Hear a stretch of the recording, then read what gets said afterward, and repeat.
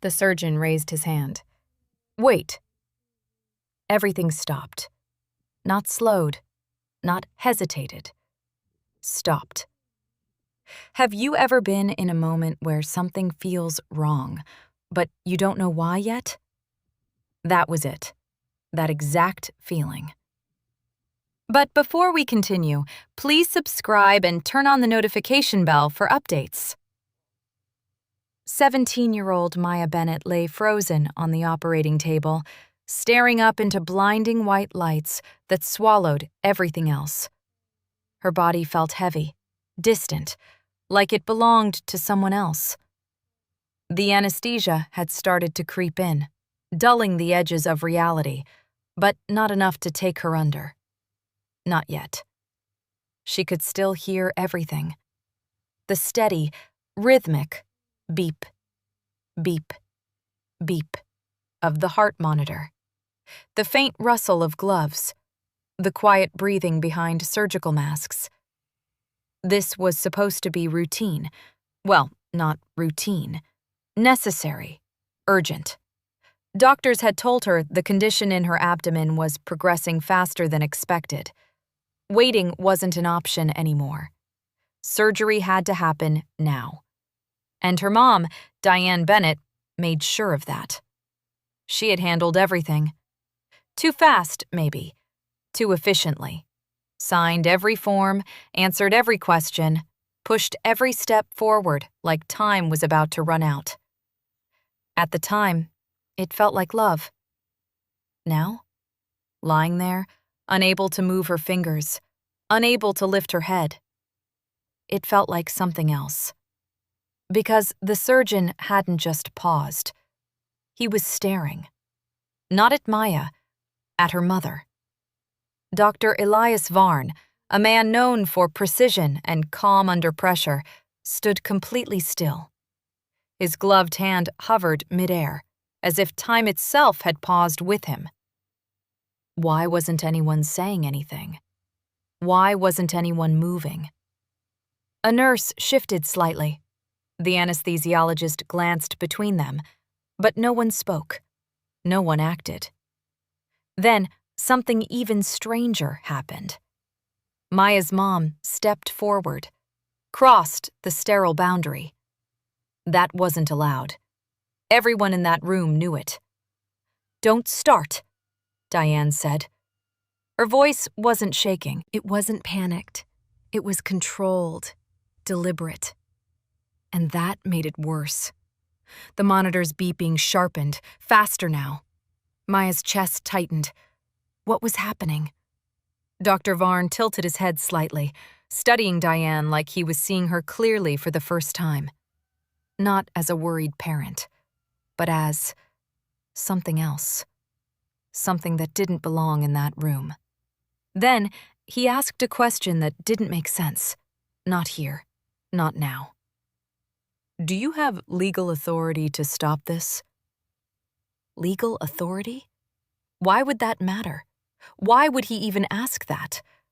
And in that moment, through the fog, through the fear, through the growing pressure in her chest, Maya realized something that sent a cold wave through her entire body. This surgery might not be what she thought it was. Why would a mother need legal authority to stop her own daughter's surgery? That question didn't just hang in the air. It cracked something open. And suddenly, things Maya hadn't questioned before started coming back, one by one, out of order, but louder now. 2 weeks earlier. It started with pain, sharp, sudden, dropping her to the floor of her classroom while everyone else just stared, frozen between panic and confusion. The ambulance came fast, too fast, like someone had already been waiting for this to happen. At the hospital, everything blurred together. Tests, scans, voices speaking in low, serious tones. Then came the diagnosis. A rare abdominal condition. Aggressive. Unpredictable. Surgery recommended. Soon. Maya remembered sitting there, trying to process it, But her mom stepped in before she even could. "I'll handle it," Diane had said. And she did. Every question directed at Maya somehow got answered by Diane first. Every form was signed almost immediately. Every suggestion of waiting, or even getting a second opinion, was gently but firmly shut down. "We don't have time," Diane insisted. At the time, it sounded like urgency. Now, it sounded like pressure. And there was something else. Something small, but now impossible to ignore. Dr. Varn. He wasn't overly warm. Not cold either. Just precise. But there was that one moment. He had pulled Maya aside briefly while Diane stepped out to take a call. "Has anyone explained everything to you?" he asked. Everything. Not the procedure, not the risks. Everything. Maya had hesitated, just for a second, but then she saw her mom through the glass door, watching. So she nodded. "Yes." Dr. Varn didn't argue, didn't correct her. But something in his expression lingered. Back in the present, lying on the operating table, that memory hit differently. Harder. He knew something. Didn't he? Maya's breathing became uneven beneath the mask. Her eyes shifted toward her mother. Diane hadn't answered the question yet. Not really. "I'm her mother," she said again. But that wasn't what he asked. And now, everyone in the room felt it. That gap. That missing answer. Dr. Varn's posture changed. Subtle, but decisive. "Mrs. Bennett," he said calmly. "I need a clear answer." For the first time, Diane hesitated. Just a fraction. But enough. Enough to make Maya's heart start pounding harder against the monitor. Enough to make the room feel smaller, tighter, wrong. Why hesitate? Unless there was something she couldn't say. Or something she wasn't allowed to say. Maya tried to move her hand again. Nothing. Tried to speak. Barely a whisper. "Mom?" Diane didn't look at her. Not immediately. And that hurt more than anything else. Then Dr. Varn took a slow step back, creating space, not just physically, but legally. "Then we need to pause this procedure immediately." The words landed like a shockwave. A nurse froze mid-motion. The anesthesiologist turned fully now, and Maya's mind raced. Pause? Why pause? What just changed? What isn't she being told? And then, the fear deepened, because this wasn't just hesitation anymore. This was intervention. Pause the surgery? That doesn't happen. Not like this. Not when everything is already in motion. Not when a patient is on the table. So ask yourself, what could be serious enough to stop everything at the last second? The answer started unfolding fast. The anesthesiologist adjusted something near Maya's IV. The heavy fog in her mind began to thin, just slightly. Sounds sharpened. Shapes became clearer. The ceiling lights stopped blurring into one. Voices came into focus. And so did tension. "What are you doing?" Diane snapped, stepping closer. "We don't have time for this." There it was again. That phrase. We don't have time. But this time, it didn't sound urgent. It sounded desperate. Dr. Varn didn't react emotionally. He didn't raise his voice. He didn't argue. "We have exactly enough time to do this correctly." Calm, controlled, unmovable. Then he turned slightly. "Bring me the updated file." Updated? Maya's chest tightened. Her eyes flicked toward the nurse, who hesitated, just for a second, before reaching for a folder that hadn't been part of the earlier prep. That meant one thing. Something had changed. Recently. Something Maya didn't know about. The file landed in Dr. Varn's hands. He opened it, flipping through pages with precise, deliberate movements.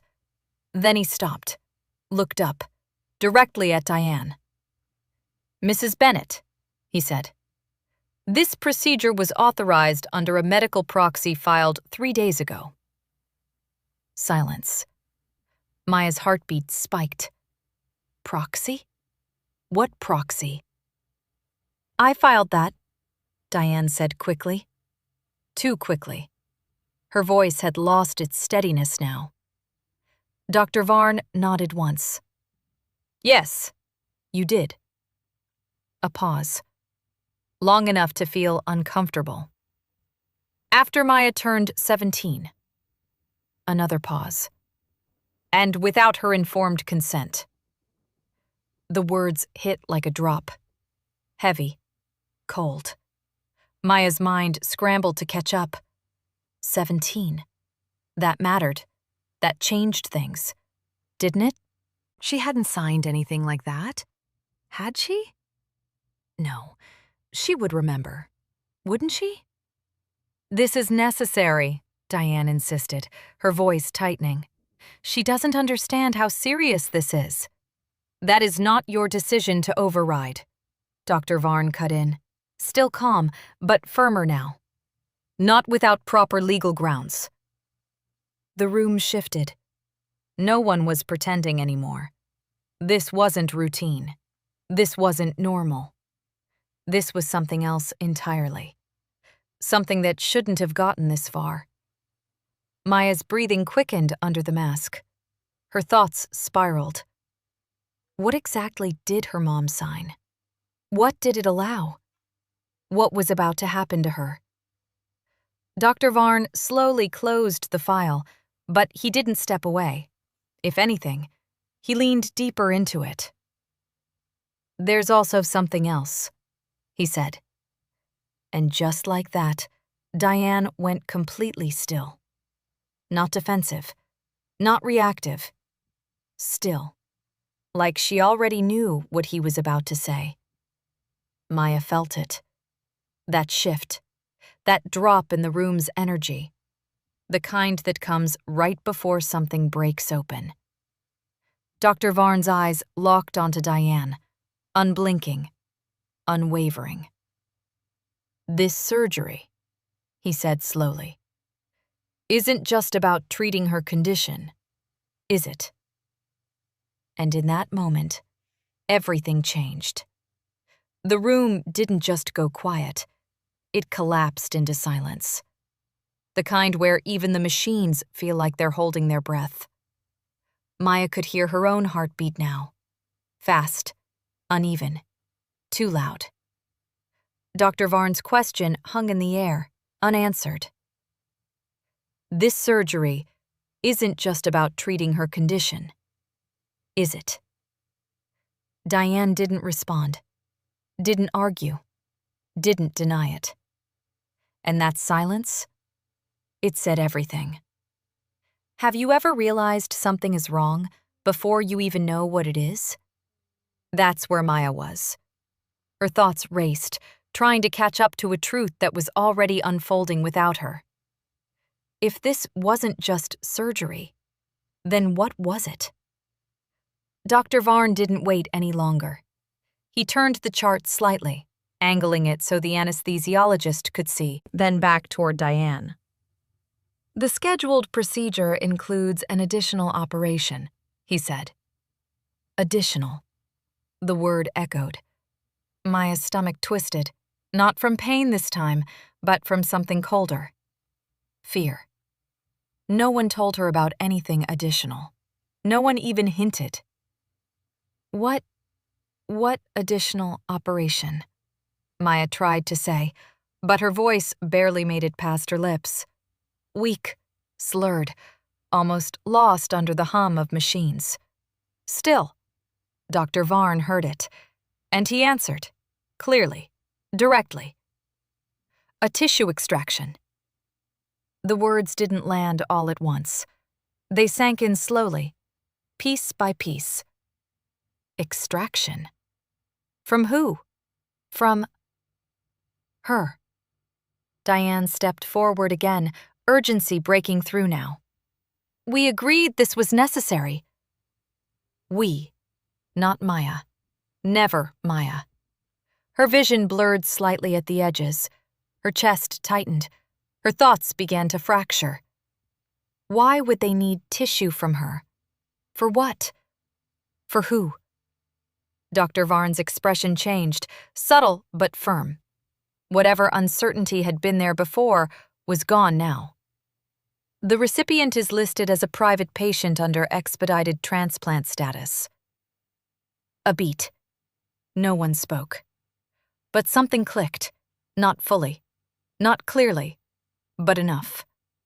Enough for a shape to form in Maya's mind. A connection she didn't want to make. A possibility she didn't want to believe. She forced her head slightly to the side, her muscles barely responding. Her eyes found her mother. "Mom?" she whispered. This time, Diane looked at her. But it wasn't immediate, and when she did, there was something in her expression Maya had never seen before. Not just fear. Not just stress. Something heavier. Something resolved. Dr. Varn's voice cut through the moment, steady, controlled. "You were planning to harvest tissue from your daughter," he said, "without her informed consent, for another patient." The words were no longer hidden, no longer layered, no longer vague.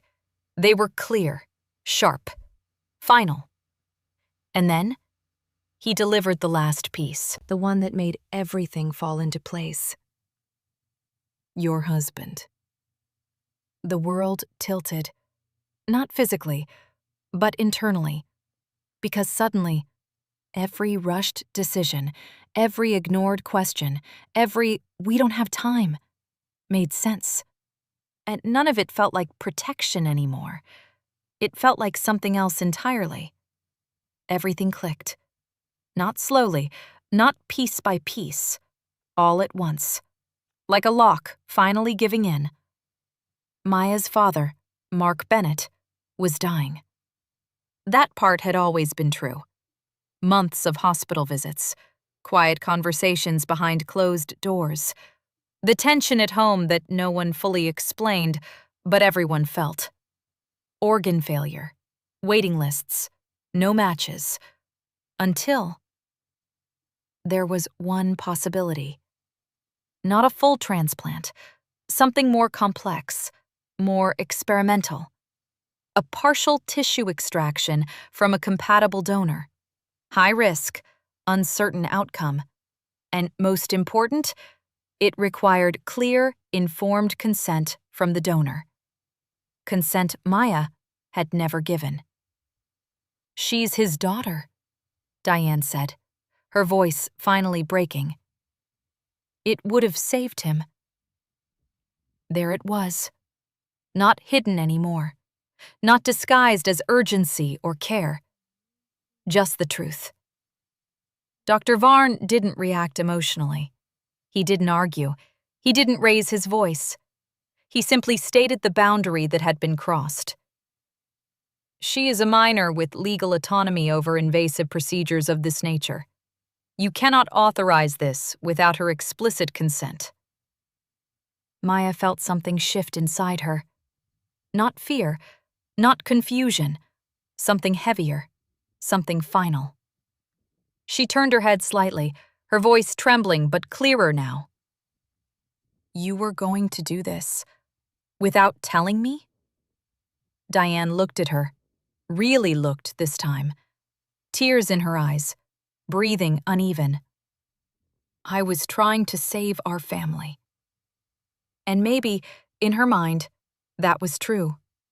But to Maya, it felt like something had been taken long before any surgery could begin. Trust. The monitor beside her spiked again, but this time, It wasn't panic. It was clarity, and everything that followed came fast. The surgery was canceled immediately. Hospital administration was notified within minutes. Dr. Varn documented everything, every form, every signature, every inconsistency in the authorization. Within hours, Diane's emergency proxy was revoked. She was removed from all medical decision-making authority for Maya. A formal investigation was launched into falsified consent documentation. Legal consequences followed in the weeks after. Not dramatic, not instant, but real. Restricted authority, legal review, permanent records that couldn't be erased. Mark was transferred to another facility, back onto the transplant list. No shortcuts this time. No hidden decisions. Just waiting. Maya's own condition? It didn't disappear. But it was treated differently. A slower approach, more conservative, more painful in the short term. But every decision was hers. Every form, signed by her. She didn't see her mother for weeks. Not because she wasn't allowed to, because she chose not to. And that choice mattered. Months later, Maya sat in a follow-up room. No hospital bed this time. Just a chair, a window. Quiet. Dr. Varn stepped in, as composed as ever. "You asked something that day," he said. Maya looked up. "You asked if something was wrong." A small pause. "I'm glad we stopped." Maya nodded. No anger left. No confusion. Just understanding. Outside, the world moved like normal. Inside, something had changed permanently. As the steady rhythm of a monitor echoed faintly in the background, it no longer sounded like fear. It sounded like time. And for the first time in all of this, it felt like that time belonged to her.